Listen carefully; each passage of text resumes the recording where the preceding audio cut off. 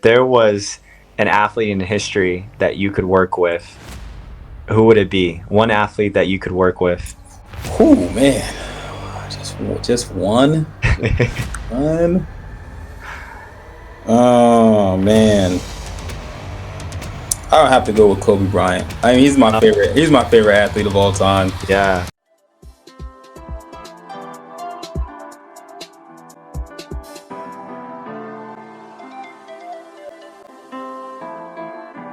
What is going on, everyone? Welcome back to the channel. My name is Phil Sarpon. This is Phil's Guide to PsyD. This channel is dedicated to all things psychology, wellness, and graduate school. Today we have a very special guest. He is a friend to the pod. He is coming back, and his name is Dr. Quincy Davis. The first time that we talked to Dr. Davis, he was actually getting his CMPC, Certified Mental Performance Consultant certification, in order to work with athletes. After earning his doctoral degree in sport and performance psychology from the University of Western States, he currently serves as the Assistant Director of Counseling and Sports Psychology at Mississippi State University. And so if you haven't already, please subscribe to the channel. You can like this video and share this video. If you haven't already, you can become also a member and get early access to videos that we have not released yet. And with that, we will go ahead and just jump right into the video.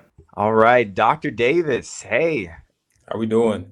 Doing good, doing good. Thank you so much for coming back to the channel, to the podcast.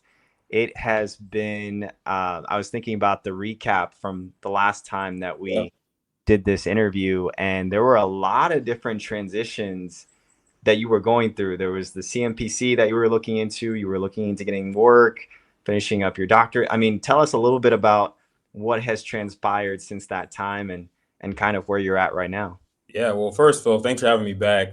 I know we've been doing some communicating back and forth via social media for a little while just to get a part two going. So I think this is huge. But as far as 2 years ago we did this, or almost 2 years ago we did this, and a lot has definitely changed since then. Around that time, I had just passed the CMPC certification exam. I was still working in a high school. I was pursuing LPCC, or starting that journey of pursuing the LPCC, and also trying to start my own private consulting business as well. So, yeah, to think back that was 2 years ago is really is really crazy to think back on, especially with how much has changed since then. Oh my goodness. Oh my goodness. Yeah, I was thinking back. I was like, wow, yeah, you were really, really busy. And I know one of the questions that I get asked all the time is, what are, some of the pathways to actually getting there? And I think from the last time we talked about getting a master's, we talked about getting a doctorate, we talked about, getting the certification. You pretty much got all three, right? So you have the certification, you have the doctorate in education, and then you also are a mental health counselor as well. So tell us about why that for you was so important in making sure that you're pretty much getting to the position that you wanted to get to. Yeah, I think for me, it was just making sure that I was well-rounded in the field, being able to provide a full spectrum of services for student athletes, not only from the mental health perspective, but from the performance perspective as well. And when you look back and, yes, the licensure process can be very long, very daunting, right? But then that kind of goes back with to the doctoral process as well, and in getting that doctorate in sport performance psychology and then pursuing the CNPC, like all of those allowed me for many different experiences, right? That are very invaluable, that have led me to be in the position that I'm in today. And so, yeah, I would just say, it's a process, it's a journey, but very well worth it when you think about what the spectrum of care looks like, how I can best provide services for the student athlete population. Yeah, as you were talking, I was just kind of thinking, and I know we've talked about this before in terms of like, yeah, there's so many different roads to get to the same destination essentially, and whether people want to get a master's in clinical counseling and actually do therapy and then work with athletes on the side, or whether people want to get the doctorate in PsyD or education and then have maybe a little bit more potential job opportunities in terms of networking and things like that, Yeah. or just going in the route of getting the certification. Do Yeah. you feel like the certification is still something that is the most common way in terms of just becoming a sports performance consultant? Right. So I don't think that it's something that's always necessary. It is expand your knowledge base, right? It Mm. allows you to provide services to athletes from that performance perspective. And so Right. you might step into a role where, hey, I don't know about this sport, but I know what performance anxiety looks like, right? I know how to, Mm. implement tools and techniques to assist this athlete with performance anxiety. So I wouldn't say that it's a necessity. I think again, the field is so much in its infancy still that not many people even know what the CNPC is. They just put it on there because they've seen other jobs posted, right? And so when you run into that, where like a job will post something that says mental performance consultant, and then in the description they have, well, we want you to provide, be able to diagnose athletes. And there's two different things, right? You can't say you want a mental performance consultant. So somebody who's solely Right. trained in mental performance to now step into a therapeutic role. And Right. so I think that, yeah, within our field, we are still seeing that. Achieving the CNPC will definitely be well worth it, only because it allow you to, broaden that knowledge base. When you think about all of the qualifications that you have, would you still have gone back in time and still done your doctorate, still done the mental health counseling, still done the certification? Do you feel like those things were necessary, or do you feel like those things pretty much just kind of helped you to get to where you are today? Yeah, I think, looking back, I think there might have been a little bit of an easier route for me to take. Right? I would have tried to get LPC licensure out of the gate, and Mm. not having to go back and try to get the hours for that. But everybody's path is different. I think that along the way, instead of going in that direction, I was able to get experience in the school. Mm. And from there, learning about, different learning disabilities or learning disorders, learning about other things from a performance perspective, because I was coaching at the time. I was coaching Mm. basketball at the time. So, really sitting down and seeing it from the coach's perspective, and how do you best, coach an athlete, coach a team, Mm. and from an individualistic perspective as well, Mm. right? Because, you're not going to coach everybody the same way. And Right. so being able to think about it from that perspective. So yeah, in hindsight, I would say I probably would make the route a little bit easier for myself. But it's got me to the position I'm in today. There are a lot of experiences that I gained from that. And so I can't fully say that I would go back and change any of it. If anything, it would just make it a little bit easier on myself. But hey, I am where I am today, so it's all right. No, and I think that's the most important thing. I was thinking, kind of going through your bio and looking at all of the things, all the qualifications that you have. Was there any one in particular that was difficult to obtain? Did you face any difficulties in getting to where you are today? I think they were all a lot of work for sure. I don't think that Mm. there were any that were more difficult than the other. I mean, the CNPC might have been a little bit more difficult, Mm. just because through UWS, which is online programming, I had to kind of seek out those opportunities myself, and Mhm. so I had to take on very much of an entrepreneur role. And Wow. selling my services to different athletes, different organizations, different universities, to be able to obtain those hours to sit for the exam. And so I would say that yes, they're all very difficult, but that one for sure took allowed me to kind of step outside of my comfort zone a little bit more, and get into this kind of what is it like to be an entrepreneur, and have a the elevator pitch and sell yourself and sell your services. Yeah. A lot of things that you learn about in school, but when you kind of are just thrown into the deep end and have to do it, it gets a little bit crazy, right? Because people don't always understand what those services look like. So you have a lot of shut doors. Mhm. You have a lot of repeated emails, a lot of repeated reaching out, repeated phone Mhm. calls. So yeah, it can be very difficult in the time, but very well worth it at the end of the day. I appreciate you sharing about just even the job outlook opportunities for sports psychology, and specifically in working with athletes, specifically working with teams and organizations. If you were to look online currently right now, it seems like the job outlook is increasing. It seems like there's a lot of different opportunities, but I also think it's really important in terms of what you're sharing is that there's this aspect of work though for people who are getting into the career. Like Mhm. you're still going to have to sell yourself. You're still going to have that elevator pitch. You're still going to have to apply for those opportunities. I think there's the stigma of mental health is decreasing, But in terms of just sports psychology being a niche upon itself, like that's still something that's growing. And so, can you talk about a little bit about how you got the position that you have right now and maybe some of the work that it took to get that position? Yeah. You know, in all reality, it was just about applying to different positions, right? Mhm. And going through the interview process, like I said, having those doors closed. But I think showing up as the best version of yourself in every one of those is how you can kind of get put in the position that you want to be in, right? Mhm. One position may not be for you, but you can have that recommendation to another position or another director. Mhm. And that's kind of how it was for me. I didn't get an opportunity at one university, and got an opportunity at this university. Mhm. And so it was just very thankful to kind of be able to go through the interview process, understand what it was like, and then obviously do well enough to be in the position that I'm in right now. But yeah, you really, it's about just, the fit for sure, selling yourself, and then just, understanding what it's like, to be in this role, right? Understanding that it's not your traditional 9 to 5, understanding that, you're going to have really, really late work nights and really, really early mornings because you're on the schedule of the athletes. And so there is no particular structure within this field. You have to have a lot of flexibility, Mhm. and just be able to show up and provide service at a high level.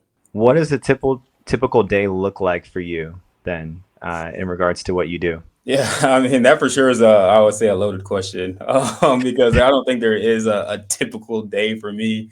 If I was to think about, just my overall, what I try to make the most consistent, I'm usually in the office early morning, and I try to conduct all of my individual sessions in the morning, right into the early afternoon. And so I'm meeting with individual athletes, doing check-ins, trying to make connections with other people that are within our sports medicine team. So I'm connecting with our strength coaches, connecting with our ATs, connecting with our doctors, dietitians. I'm just trying to make connections, and we have meetings and performance meetings within different teams that I might work with. But really utilizing that time to just connect, right, with those performance team, and then just with athletes in general.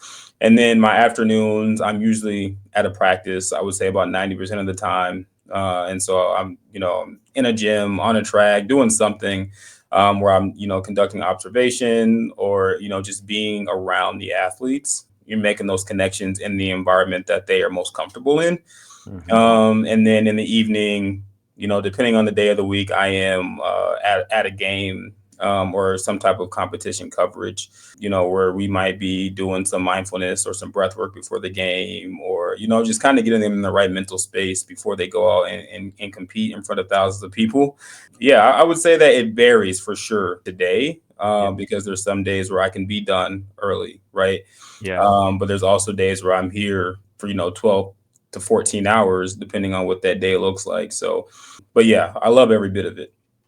And this is what specific sport are you working with? So I work, particularly with our basketball, so men's basketball team, track Okay. and field, cross country, and then men's golf here. Got you. And so those sports, I guess those sports are technically happening throughout the year, like Mhm. with they have certain seasons. Yeah.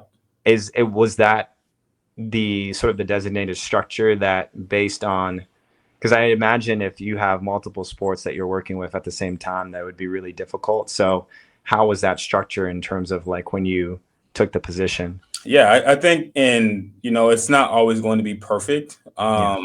We're kind of, I don't think you're ever going to have that, in particular, any downtime for yourself, right? So there's always going to be some Mhm. type of overlap, because there's indoor track. So indoor track started Mm. early January. Basketball still going. We're in the thick of conference right now, right? And Oh, so wow. there's always going to be some type of overlap. Golf started, and so there's always this overlap within sports.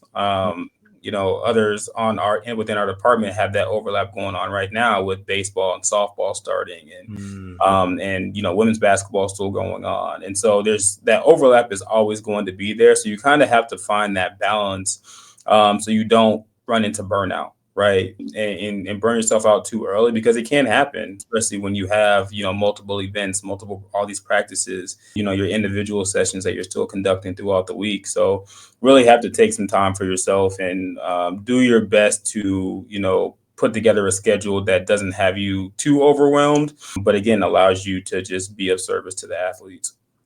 Are you traveling with the team when they go for their road games? Yeah, so no, I am not. I did last year. Wow. I did a lot last year, and that was it. It was a lot for that to take place. But I'm not doing as much traveling this year, Okay. and that might pick back up. Just depending on where we're at. But yeah, not as much this year as I was last year. What would you say is the percentage of time that you're spending with individual athletes and then just the group as a whole?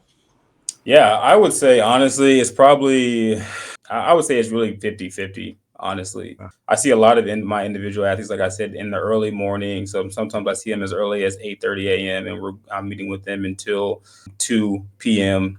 And then I'm going to practice afterwards, and we're in a full group setting there. So definitely some 50-50 depending on the day. Now, some days, of course, are not. You might have teams that are traveling who are on the road, so your individual sessions aren't going to be as heavy in the morning. But yeah, I would definitely say 50-50. And it's a good balance, to have it that way. And again, be very aware of, what your schedule looks like, because you don't want to work a, 8 p.m. event that finishes up at 10:30 p.m. the night before and then come in at 8 a.m. Really? I did that last year, and I knew that was a mistake right away. So, but that was all about my transition and learning within this role. What does it look like? So a lot of the questions that I get in terms of sports psychology is because for you, you can do both therapy and coaching, right? Mhm. And that's not always the case for some people that have the certification. They may not have a mental health background, so they can really only do the coaching. Mhm. Since you can do both, what do your individual sessions then look like? I think it really depends, right? What the athlete has been referred to services to us for, right? Mm. So I do have a fine balance between athletes that I strictly see for mental health services, and then those that are all performance based. And sometimes the two intertwine with one another, right? We don't always Yeah. like to see that overlap, but oftentimes it does happen. Hmm. And so, yeah, it really just, it's very individual based, depending on what the athlete needs. And I think that I definitely, within my case, so for sure, have a fine balance of both of those. Got you. Got you. Got you. Can you share maybe a memorable time that you did some type of intervention with an athlete or even with a team that significantly impacted just the performance of either that individual or even the team itself? I think I think last year I had a lot of wins, just in my being my first year at this level. Not necessarily the first time I'm working with athletes of this level, but just on a consistent basis. And for sure getting them to a place where they felt confident that they can compete at a high level. I think I had a lot of just small wins last year with that. I think that I can, pinpoint for a particular case, but when you get an athlete who maybe sits in that seat for the first time and they're very reluctant to receive services, and they don't see an issue, and then you get the athlete coming back every week, and then they get to a point in their season where they're going to nationals, or they just had this huge breakthrough and they realize how much the work they've been putting in really matters. I think those are the wins that we're looking for, right? When we can see Wow. that growth over time. And I also get the athlete to see the growth, right? Because now they're telling their peers about it, they're telling their teammates about it. And that's when you start to see, the frequency and services go up, because now everybody's like, oh, well, this person, was successful. Let me go see if I can get the same support. So the growth of athletes from when they first sit down in the seat to, when their season ends, or when they transition out of sport, they're graduating or something like that. I was thinking of the stigma of mental health and how it's kind of been decreasing, and like I think social media has helped a lot with that. I think professional athletes, collegiate athletes who have talked about their mental health have definitely helped with that as well. Mhm. I was thinking like in regards to like the niche of sports, how do you see that interplay like with mental health stigma and then also with like mental health coaching? You talked a little bit about the reluctance for maybe some individual athletes to want to seek services. Mhm. Do you feel like those things from a cultural perspective are getting better? Do you feel like in some cases maybe social media has helped, or public athletes who've talked about that have helped as well?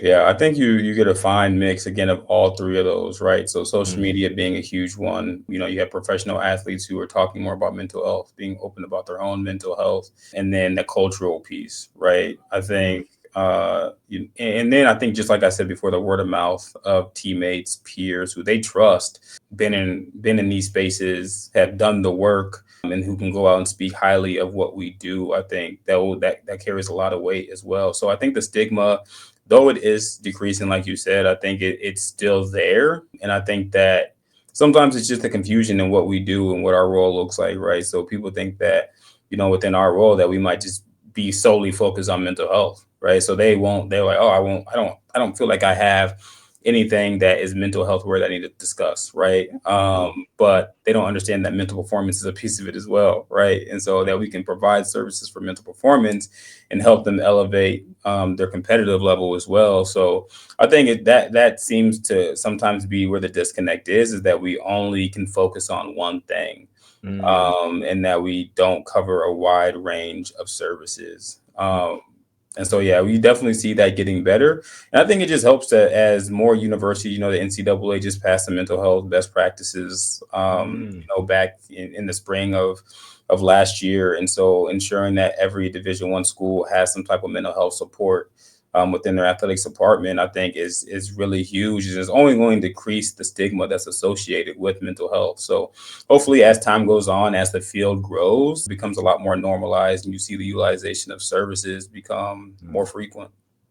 I'm glad you brought that up, because I was even thinking about, I've seen just even on like Netflix or like TV shows, like the athlete in the show, like they'll go to a mental health specialist Mhm. and do mental performance coaching. Yeah. And it's been really cool to see that, even just like watching TV shows and movies. And yeah, I was thinking, like I was looking through even some sports teams, both professional and collegiate, and they all seem to have this consistent pattern of some type of mental performance coach. Maybe they have the CMPC, maybe they just have a doctorate in sports performance psychology or something like Mhm. that. But it seemed like a lot of teams were now focusing on hiring those people into their team. Mhm. Do you feel like then that makes the trend to go into this career that much more appealing for people? Like in the fact that there should be opportunities for them?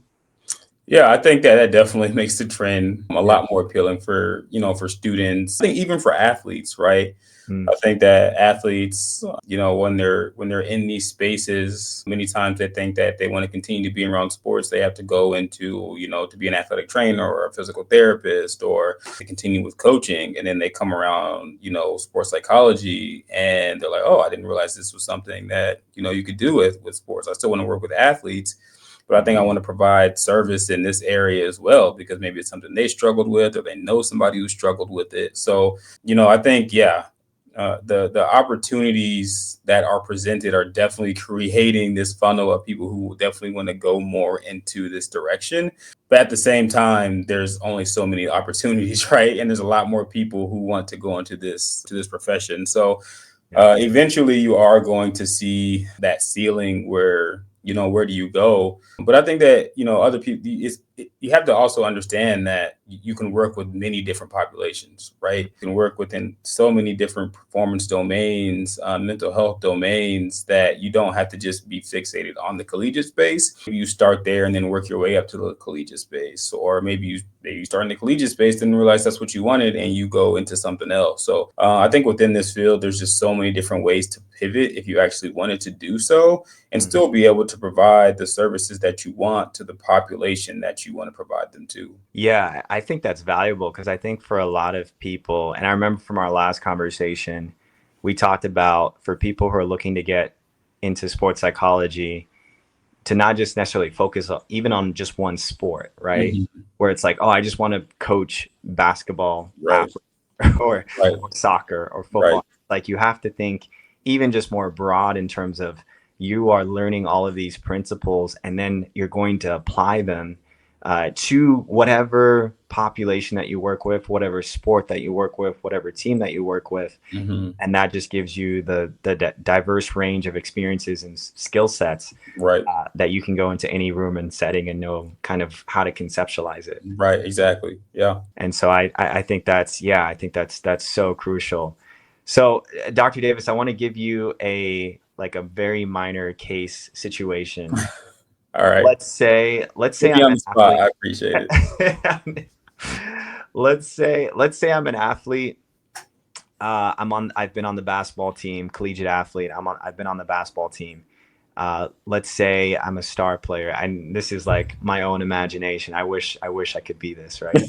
But let's say, yeah, I'm like one of the star players on the game, and the last, I don't know, few months, my game has just been dropping, and you can tell like something's off with my game, and maybe there's some personal stuff going on in my life. But let's say I do get referred to you, and I'm pretty reluctant to work with you. How are you in general going to kind of approach the situation from that perspective? I think, out the gate, for sure, I am not even focusing on this person as an athlete. Mm, If they are the star player, there's definitely a lot of criticism that comes with being that to perform at a high level. They're probably getting it from every different angle in their life, from family to social media to friends to the huge outlets like ESPN, and so they have a lot of pressure to perform at a high level all the time. mhm, It might not feel like they can ever just be off, and by mhm, that I mean just turn off their athletic identity, right? Or mhm, be so tied up in the athletic identity. And so I'm spending a good amount of time just learning about this person outside of who they are, the athlete. What are your interests? What are some of your goals outside of your athletic, self? And we're not even talking about sport, right? We're talking mhm, about every area of life. And then, after a few sessions, or a session in two, we might be getting into maybe what they're struggling with on the floor. I would like for this to be something that just comes naturally, right? It's not something that is forced, but something that they just end up talking about themselves, right? I want it to be something that they bring up and allow them to really navigate the conversation and take it in the direction that they want it to go, so that they feel like they have some type of autonomy within this relationship, right? Because there's always going to be that power dynamic as the professional and as the athlete, and again that stigma that's associated with mental health and receiving the support, right? And so I think for sure learning about this person outside of who they are as an athlete, right? Focusing on their athletic identity and building it to be one that is more, okay, well, now we can focus on maybe some of the things that you are struggling with as an athlete, and navigate that situation. I think what you're speaking to is so important because, like you said, the level of scrutiny, of even self-critical, judgmental, like the things that athletes are going through in terms of being on all the time, like you should, Mhm. like being literally on all the time. And that starts from a young age in terms of what their identity in that sport might be, whether it's something that their parents push them into. And so it's like their whole life they've been getting reinforced for being good at this sport, Right. in elementary school, middle school, high school, now in college. And especially I feel like too, if there's a potential for them to go into the pros and become a professional and actually start Mhm. making money from this, I can only imagine the amount of pressure that athletes are putting on themselves. And then also from a team perspective, how other people in the team or the coach are also putting on them. Yeah. And so I love the fact that you shared about just taking a step back and looking at that person, not as an athlete, but just as a person, Hmm. because that's who they are. Like Yeah. they have other wants and needs and desires outside of sports. And Hmm. so really like looking at who they are in terms of their identity. And, I guess in relation to maybe even some of the techniques, so from what I've seen, visualization is really important. Hmm. Rehearsing the game in terms of your mind, the breathing techniques like you shared. Hmm. Are there any other go-to techniques that you've used with athletes in the past? I would say that those are staples for sure. I like to really focus on called power phrases. And so Mhm. you're working with like your verbal cues, doing your physical cues as well. Something that is just really quick and allows them to go to this in the moment of their competition, right? Mhm. Because especially in a fast-paced sport, you're not always going to have the time to, sit there and engage in some visualization or Yeah. do some breathing, right? You got to kind of Right. have something that allows you to, maybe accept a mistake or, get past a missed shot or get past something that happens in the performance that really could take you down this hole of negative energy and get Mhm. back to the present moment. And Mhm. so, a lot of those things like the visualization, the mindfulness, the breath work, that I think that would be something that you might utilize in your pregame routine, as you're leading up to competition. And then using things like your verbal and physical cues during competition, working on some, that positive and power self-talk to kind of help you, gain confidence and maybe work off some of the performance anxiety you might be experiencing. I think there's just so many different techniques that you can use. And I really like that you can get as creative as you want, right? Because there's some athletes who like the creativity, right? And they want to be able to do something different and something that fits them and Yeah. something that they know that they can use while they're actually in competition and actually going to practice it, right? It's going to be something they Yeah. practice on a daily basis. So Yeah. yeah, I think that there's just such a wide range skill set that you can utilize in this field that I think that's one of the many things that I really do enjoy about it. I was thinking about the group dynamic too, in terms of like situations where, like with being an athlete and being in that group sport dynamic, there are going to be losses, right? Like inevitably, right? Like there's going to be a game that you don't perform well or that your team doesn't perform well. And so just kind of thinking about the process of like, what does it look like to prepare to do all of the mental training, all of that stuff, to go into a game and then to be let down or to have that disappointment of losing, in terms of the after effects of like, what do you do either mentally, individually, or even as a group to kind of bounce back from that? Yeah, I think it's reframing it into a place of acceptance, right? Mm-hmm. Getting them to understand what acceptance looks like, feels like, and then also making it, sharing in a perspective that they understand, right? And so I sometimes will say like, hey, like, you can put up 1,000 shots, right? But that doesn't mean you're going to make every single shot. Does that mean you're not going to take the next shot, right? So Mm-hmm. putting it into a different perspective for them when you're thinking about the mental side as well, right? You can do all the mental work, but that doesn't always promise something. It just only best prepares you for situations, right? And so that nothing's amplified, right? You're not dealing with something in the game, and it just carries on to the next possession.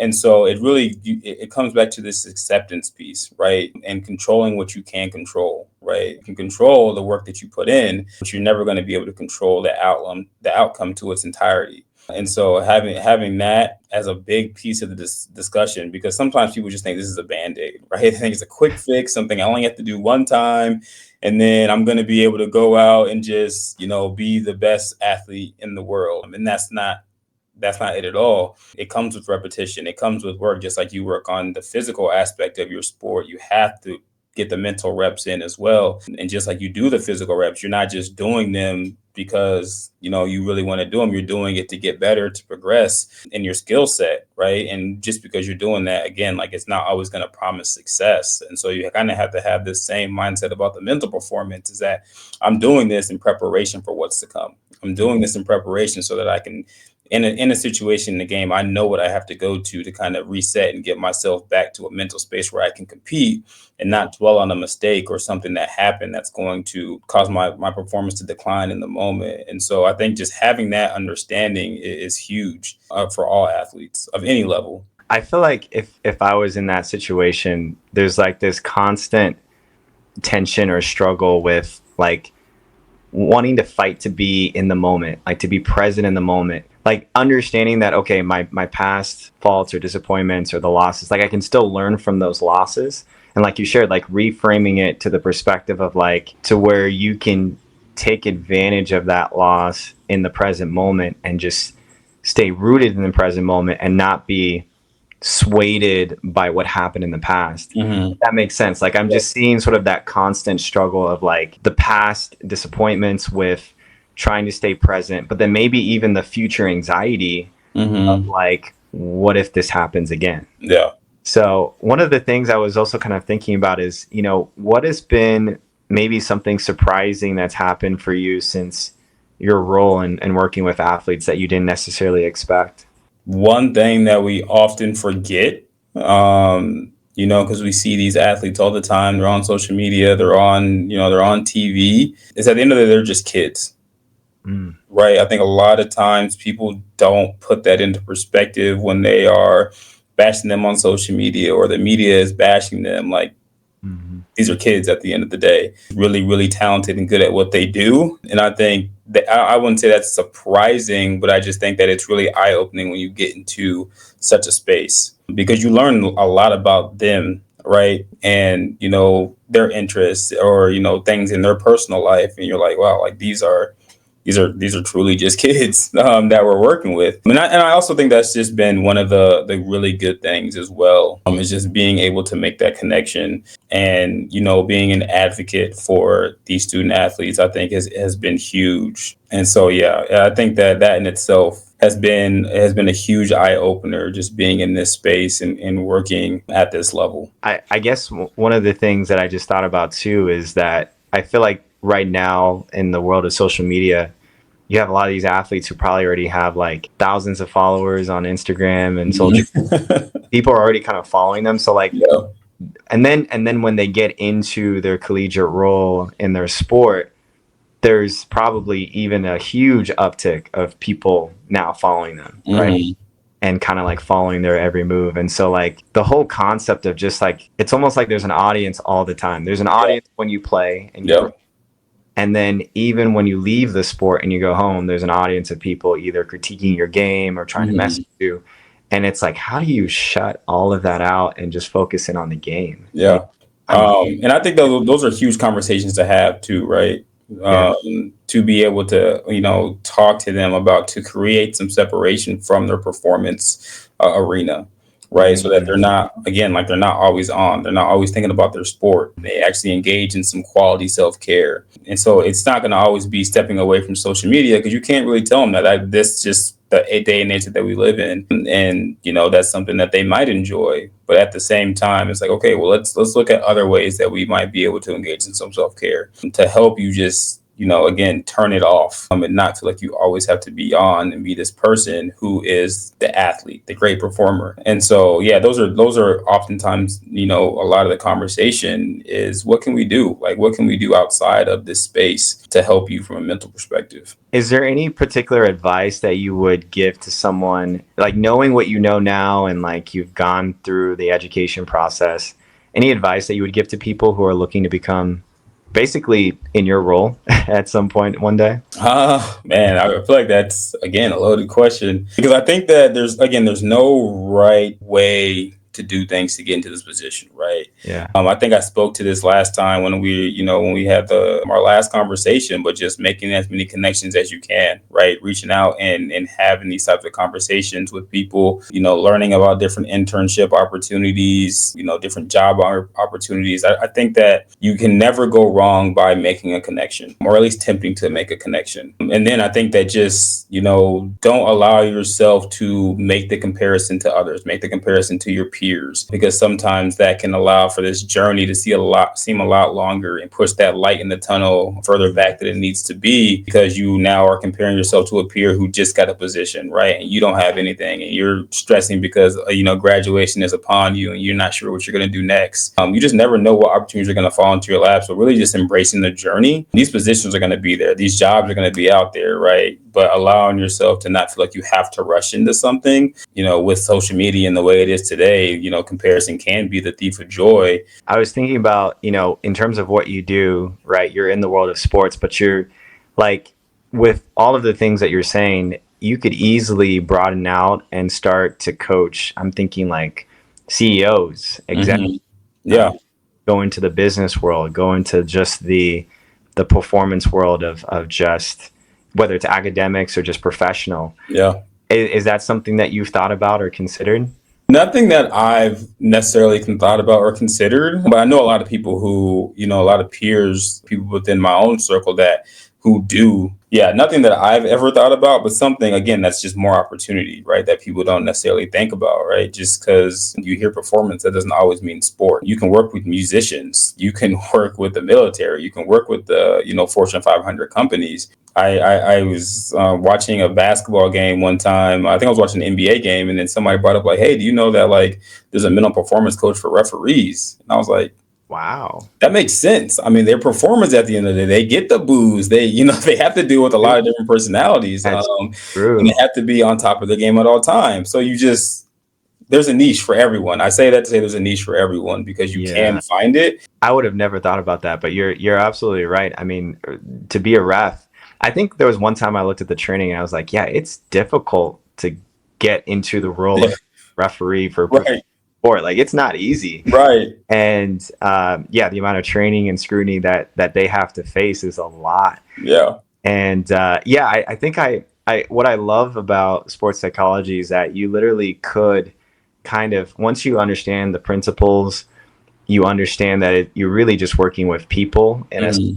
setting or a culture. Hmm. Like you take those principles and you can do the individual executive coaching, you can do the group conflict resolution, like you can apply it to so many different areas. And Yeah. I think the world of therapy right now, it's interesting because I think like for me going through graduate school, sports performance wasn't something that was necessarily fully talked about. And not to say that it should have been, but I think there's a lot of, whether it's psychologists or therapists or mental health professionals, who don't realize that there is a potential connection between therapy and coaching, Hmm. or they feel like those two things should just be so far separate Yeah. that it's like, okay, this person does this, I do this. But I don't know, what's your perspective in the world of just therapists just becoming more aware of the fact that performance coaching is a thing? Yeah. I mean, at the end of the day, you don't know what you don't know. And so, yeah, I think it's definitely something that is being more talked about, more discussed. You're seeing undergraduate programs who are now offering more, just one-off sports psychology classes. I even know of some, high schools who do like sports psychology type courses in the high school, which I think is really cool. But even starting as, young as high school, that sparking that interest and allowing you to know that there's not just one opportunity, one route to go, and that you can kind of pivot, especially if you are a sports fan. You might not have to, solely be an athlete, but knowing that you can work with the athletic population because you can see yourself really doing that, I think is amazing, to know that the opportunity is there. Dr. Davis, what haven't we talked about that you feel like it's important that we discuss? We've covered a lot of ground. Yeah, we have covered a lot of ground. The importance of not giving up if an opportunity isn't, if a door is shut. I'm not understanding that just because one door closes doesn't mean that you can't just go right to the next one. Within this field, people don't understand how much of a journey it is. I wasn't going to allow opportunities to not allow me to keep pursuing what I was going to do, right? So I was still going to have my private consulting business on the side. I was still going to do my best to work with athletes. I was still going to expand my knowledge base to allow me to be prepared for when that opportunity did arise. And so, if anything, just keep going. For your private consulting that you do, who are you working with, and kind of like, yeah, what's the population that you're working with there? Yeah, so I work with, I just do all mental performance consulting. So I work with a lot of individual athletes. I do teamwork. A lot of it is just all virtual, though. I think that it just allows me to work with, different populations, right? And so, like, our school doesn't have like bowling or like archery or like, just things like that. And so, if I get a client that reaches out for those things, then I'm able to still refine those skills and work with that population. For you were an athlete yourself. Yeah. Yeah, Hmm. college. Did you ever have a sports performance consultant or a psychologist that you went to, or that you had the access to? I did not. Okay, wow. Short answer, I did not. My advisor though was the one who told me about sports psychology though. Mhm. So I didn't even hear about sports psychology, know what it was, know it was an option. But my advisor, it was something that they were interested in, and they weren't even like CNBC. They weren't technically a sports psychologist. This was just something that they were starting to gain interest in. And so, one day we're just having a conversation, and he brings it up. And I'm like, oh, that would be interesting. But at the time when I asked him, how do you get there? What's the route to get there? He's like, well, I don't know. I mean, you can take this route, you can do this. And I'm like, yeah, that's too up in the air for me. So, especially when you think about like if you're in a shooting slump, for example, like practicing, the pre-performance routines and practicing though that self-talk and what that looks like Yeah. that can be so helpful. And Yeah. so, yeah, I never had access, unfortunately, but I'm Mm. glad I can do this work here for these student athletes. Yeah, I think that's what's so cool is that even though you didn't have that access, it's like now you get to be the person that you could have, you could have, Right. you know what I mean? Like now you're really, and I think what's so cool too is that I don't think there's a lot of diverse racial ethnic psychologists in the field in general, but also in the sports psychology field. Yeah. And so when you're working with people who also look like you, I think as an athlete, I can imagine how that could also be really important too. Of like Yeah. maybe now you're a little bit more approachable to them because they're like, oh, well, not only have you been an athlete, but you're also someone that I share this either racial ethnic background with too. So to kind of end things off, I have a little bit of a rapid fire round Oh, of questions. I know I'm throwing a more lot. pressure. More I pressure. know this is I got like to start tapping into some of these skills that I know. right. So the first question is favorite sport that you like to work with. I genuinely enjoy every sport that I work with. Really? I Okay. really do. And even sports that, again, that we don't necessarily have here, but I've worked with like while I was pursuing my CNPC. Like every athlete that I have worked with has, come with been their own individual case. Okay. And some athletes, again, like there might be a sport that I'm not as knowledgeable about. Mm, So I have to do the research on, okay, how can I, provide a service to this athlete that's going to help them perform. And so, yeah, I don't know if I definitely cannot pinpoint like what my favorite is. I genuinely enjoy working with every athlete and I think just athletes in general. I think that, yeah, it's definitely been a privilege to be able to do so. And what do you feel like is the most challenging mental skill to teach? I don't know if it's as much of a challenge to teach the mental skill. I would say it's the work outside of the space, right? So Mm, getting the athlete to hold themselves accountable to practice it at practice, right? mm, Yes, if I'm in the practice, I can remind them like, hey, like remember we talked about if I'm not there, are they going to be able to still remember to do that? Sometimes visualization could be a little difficult, or the meditation piece, because you have those athletes who are like, well, yeah, I tried it and all I did was, think about how hungry I was or something that's really random. But once you get them to truly tap into that, they see how much that can work. And how much it benefits their performance. So once you get that buy-in, and once it's something that's repetitive for them, then yeah. it's like, okay, they know exactly what they're doing. And then what's one word athletes use to describe you? I would just say present. Mm, I feel like I take a lot of pride in just being present, being there, because there's athletes who you might see, once a week. And I tell them all the time, like, just because this is our scheduled session, like, don't be afraid to have something come up and be like, oh, well, now I have to wait until the following week to, like, yeah. let me know. Let's get ahead of this. This is one that I just thought about. But if there was an athlete in history that you could work with, who would it be? One athlete that you could work with.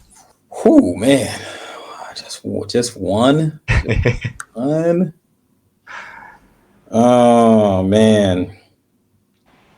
I'll have to go with Kobe Bryant. I mean, he's my Uh, favorite. He's my favorite athlete of all time. yeah, that's a good. I think just his mindset alone would be interesting to kind of tap into, right? To kind of see Yeah, where that foundation and and where that drive comes from, yeah, and kind of just hear some of his own principles and his own beliefs, right? Because he was a person who really wanted to perfect his craft, yeah, but also didn't let missed game winners or missed shots or bad performances get in the way of what he was going to do the next time that he was on the floor, mhm, right? And so I yeah, think that even just being at the stature that he was as an athlete and still be able to perform at a high level despite the highs and the lows, I think was just really fascinating. But yeah, so just him being my favorite basketball player, favorite athlete of all time, he would definitely be one that I would want to tap into. I mean, people talk about it, Kobe mentality, like Yeah.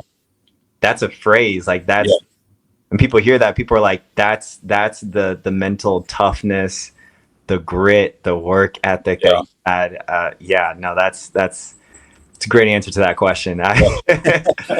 Oh my goodness. Well, Dr. Davis, one last thing. I end this with my guest for every podcast and session that we do. But is there, like, what is one thing that you're doing for yourself? You give so much to your athletes, to the team. You pour so much out in terms of the work that you do.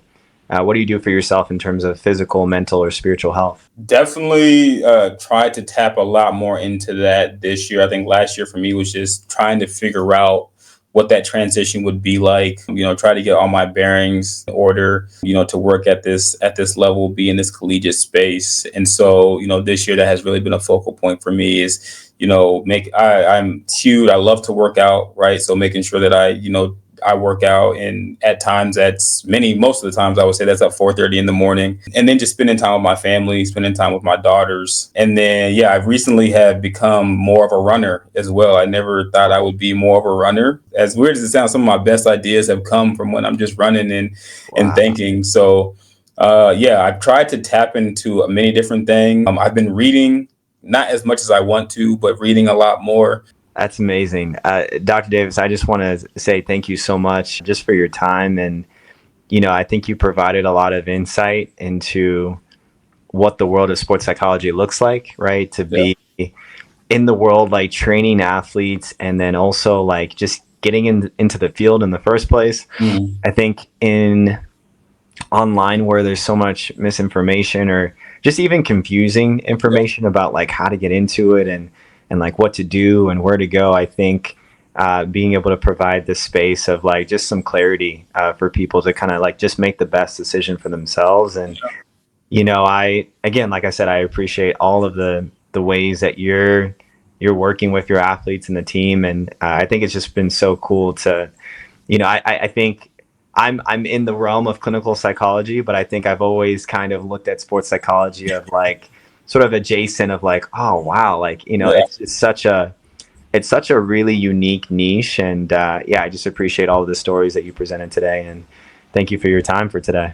Yeah, no, I appreciate you having me. Like I said, I had a lot of people reach out from our first interview. Had some really great conversations, a lot of great questions, right? And so I'm sure that might be something that comes from this as well. For those individuals who do end up watching or listening, again, don't be afraid to reach out. I was once in your shoes. I was once in your position where I was curious about what sports psych even looked like, how I can get in these positions. Google doesn't do you justice, right? Sometimes it's helpful to have those conversations. And so I might not get back to you right away, but I will eventually try to do my best to get back to you and connect and do my best to answer any questions that do come up, because, like I said, Google doesn't always have the answer and let you know exactly what it is to get into this field and different pathways that you might be able to take, and help you understand that it's an individual journey. Well, I will definitely provide those links for the audience, and once again, appreciate you being here. Thank you. Thank you.